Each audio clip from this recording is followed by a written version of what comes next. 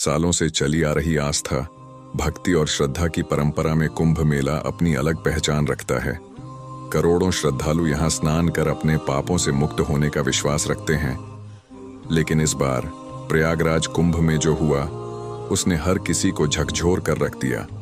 जिस पावन संगम पर मोक्ष की कामना की जाती है, वहीं सैकड़ों लोगों ने असमय अपनी जान गंवा दी। इस वर्ष प्रयागराज कुंभ का आयोजन भव्य तरीके से किया गया था। प्रशासन ने दावा किया था कि यह अब तक का सबसे सुरक्षित कुंभ होगा। जगह जगह सुरक्षा बल तैनात थे, सीसीटी कैमरों की निगरानी थी और हेलीकॉप्टर से भीड़ पर नजर रखी जा रही थी। माघ पूर्णिमा के स्नान के दिन गंगा, यमुना और अदृश्य सरस्वती के संगम तट पर श्रद्धालुओं का जन सैलाब उमड़ा पड़ा। हर कोई अपने पापों से मुक्त होने के लिए डुबकी लगाना चाहता था। घाटों पर दूर दूर तक सिर्फ सिर ही सिर नजर आ रहे थे। इस अद्भुत दृश्य को देखने के लिए देश विदेश से आए पर्यटक भी बड़ी संख्या में मौजूद थे। लेकिन किसी को यह अंदाजा नहीं था कि यह श्रद्धा और आस्था का महासंगम कुछ ही क्षणों में चीख पुकार और मातम में बदलने वाला है। सुबह के समय जब भीड़ अपने चरम पर थी, तभी एक अफवाह ने माहौल को भयावह बना दिया। किसी ने शोर मचाया कि पुल का एक हिस्सा कमजोर हो गया है और टूट सकता है। इस खबर ने अफरा तफरी मचा दी। लोग इधर उधर भागने लगे, कुछ गिर पड़े, कुछ को कुचलते हुए लोग आगे बढ़ने लगे। देखते ही देखते भगदड़ इतनी विकराल हो गई कि प्रशासन के हाथ पांव फूल गए। कुछ लोग बचने के लिए इधर उधर भागे, लेकिन भीड़ के दबाव में वे नीचे गिर गए और उनके ऊपर हजारों पैर पड़ते चले गए। गंगा किनारे बिछी रेत लहूलुहान हो गई, चीखें गूंजने लगीं और हर तरफ भगदड़ का भयावह दृश्य नजर आने लगा। मौत का आंकड़ा 155 की जान गई, 13,000 घायल। जब हालात काबू में आए तो जो मंजर सामने था वह दिल दहला देने वाला था। 155 लोग दम तोड़ चुके थे और करीब 13,000 घायल, 13,000 लोग घायल अवस्था में थे।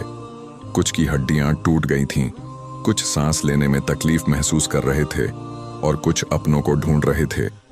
घायलों को पास के अस्पतालों में भर्ती कराया गया, लेकिन अस्पतालों में इतनी बड़ी संख्या में घायलों के इलाज की सुविधा नहीं थी।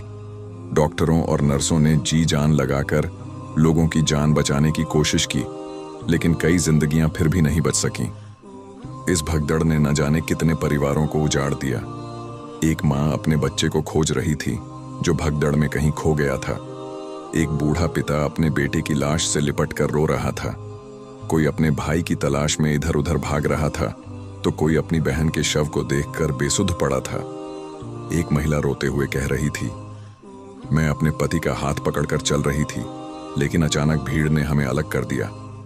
अब वह कहीं नजर नहीं आ रहे। ऐसी ही न जाने कितनी कहानियां उस दिन कुंभ के संगम तट पर लिखी गईं, जिनमें सिर्फ दर्द, चीखें और आंसू थे।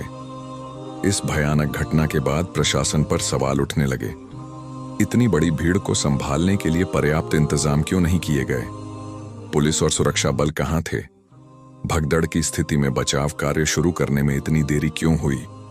प्रत्यक्षदर्शियों का कहना था कि भगदड़ के दौरान कई पुलिसकर्मी खुद अपनी जान बचाने के लिए भाग खड़े हुए।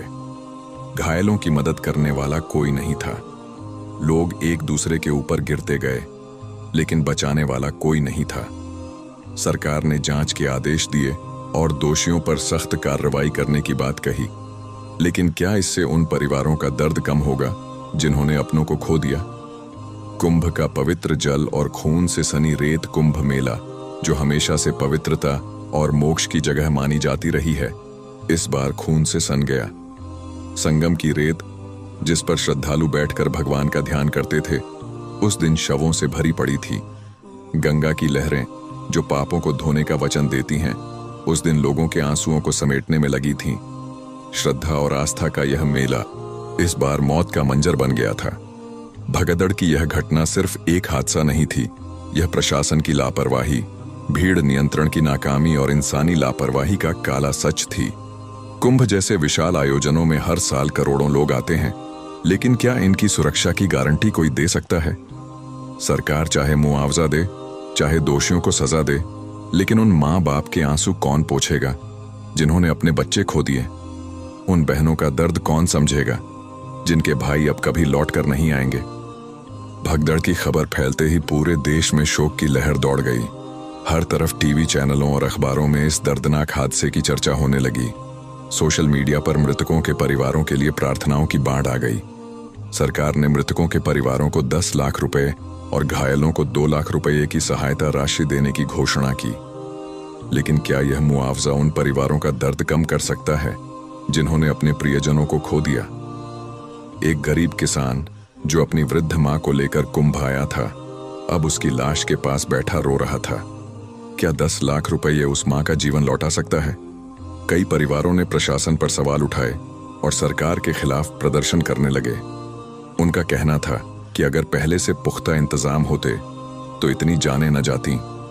सरकार ने हादसे की जांच के लिए एक विशेष समिति बनाई। शुरुआती रिपोर्ट में कई चौंकाने वाले तथ्य सामने आए। 1. भीड़ नियंत्रण में असफलता। अनुमान से अधिक श्रद्धालु कुंभ में पहुंच गए थे, लेकिन प्रशासन ने इसे गंभीरता से नहीं लिया। 2. अफवाहों की भूमिका। भगदड़ का मुख्य कारण एक झूठी अफवाह थी कि पुल गिरने वाला है। किसी ने यह खबर फैलाई और देखते ही देखते हजारों लोग भागने लगे। 3. प्रशासन की सुस्ती। कुंभ स्थल पर पर्याप्त पुलिस बल और मेडिकल सुविधा नहीं थी। हादसे के बाद घायलों को अस्पताल पहुंचाने में देरी हुई, जिससे मौतों की संख्या बढ़ गई। 4. अवैध निर्माण और खराब व्यवस्था। कई अस्थायी पुल और रास्ते कमजोर थे, जिनका दबाव बढ़ते ही भगदड़ मच गई। जांच समिति ने सुझाव दिया कि भविष्य में ऐसे आयोजनों में बेहतर सुरक्षा उपाय किए जाएं, जिससे इस तरह की त्रासदी दोबारा न हो। हादसे के बाद सबसे बड़ा संकट यह था कि इतने शवों की पहचान कैसे की जाए। अस्पतालों और शवगृहों में सैकड़ों लोग अपनों को ढूंढने के लिए दौड़ रहे थे। एक पिता अपने 10 साल के बेटे को खोज रहा था। वह हर लाश को देखकर बिलख उठता, लेकिन उसका बच्चा कहीं नहीं था। 2 दिन बाद उसे अस्पताल में पता चला कि उसका बेटा जिंदा तो है, लेकिन गंभीर रूप से घायल है। ऐसे ही कई लोग अपनों की तलाश में मारे मारे फिर रहे थे। पुलिस ने शवों की फोटो जारी की और डीएनए टेस्ट के जरिए उनकी पहचान करने की कोशिश की। कई शवों को उनके परिवार वालों को सौंपा गया और उनका अंतिम संस्कार किया गया। गंगा किनारे चिताएं जल उठीं और कुंभ का आसमान शोक और विलाप से भर गया। भगदड़ के बाद कई साधु संतों ने सरकार पर कड़ी नाराजगी जताई। अखिल भारतीय अखाड़ा परिषद और कई धार्मिक संगठनों ने इसे प्रशासन की विफलता बताया। एक संत ने कहा, यह कुंभ इतिहास की सबसे दुखद घटनाओं में से एक है। प्रशासन सोता रहा और निर्दोष लोग मरते रहे। श्रद्धालुओं ने भी नाराजगी जताई। एक महिला जिसने अपने पति को खो दिया था बोली, हम गंगा में पवित्र स्नान करने आए थे, लेकिन सरकार की लापरवाही ने हमें गंगा किनारे अपनों का अंतिम संस्कार करने पर मजबूर कर दिया। भगदड़ की घटना ने राजनीतिक रंग भी ले लिया। विपक्षी दलों ने सरकार पर आरोप लगाया कि उसने कुंभ की भीड़ को नियंत्रित करने के लिए पर्याप्त उपाय नहीं किए। प्रधानमंत्री ने घटना पर दुख जताया और शोक संतप्त परिवारों को हर संभव मदद देने का आश्वासन दिया। मुख्यमंत्री ने जिम्मेदार अधिकारियों पर कार्रवाई करने की बात कही, लेकिन विपक्ष ने इसे नाकाफी बताया। कुछ नेताओं ने मौके पर पहुंचकर पीड़ित परिवारों से मुलाकात की, लेकिन कई लोगों ने इसे सिर्फ राजनीतिक दिखावा करार दिया। हर बार कुंभ में लाखों श्रद्धालु आते हैं और भीड़ को संभालना प्रशासन के लिए हमेशा एक चुनौती रहा है।